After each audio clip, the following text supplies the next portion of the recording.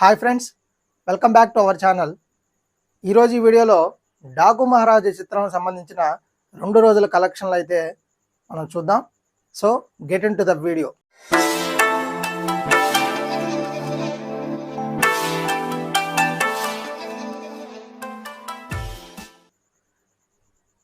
జనవరి 12న విడుదలైన మన నటసింహం నందమూరి బాలకృష్ణ డాకు మహారాజ్ చిత్రం మొదటి రోజున బాక్సాఫీస్ దగ్గర 56 కోట్ల గ్రాస్నైతే రాబట్టింది.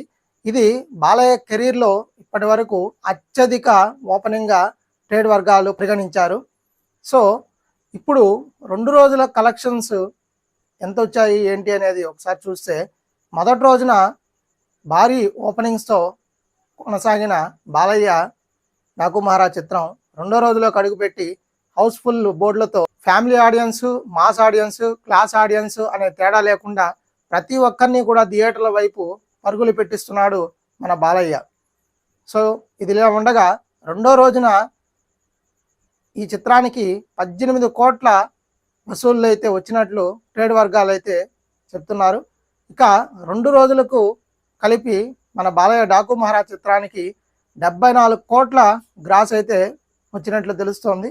ఇక ఈ చిత్రానికి గాను ప్రీ రిలీజ్ బిజినెస్ 80 కోట్లు జరిగినట్లు తెలుస్తుండగా, కాగా బ్రేక్ ఈవెన్ 82 కోట్లు రావాల్సి ఉంది. మొదటి రోజున 56 కోట్లు, అలాగే రెండో రోజున 18 కోట్లు, మొత్తంగా 2 రోజులకు గాను ఈ చిత్రానికి 74 కోట్ల గ్రాసు వసూళ్లు వచ్చినట్లయితే సినీ వర్గాలు సమాచారం ఇస్తున్నాయి.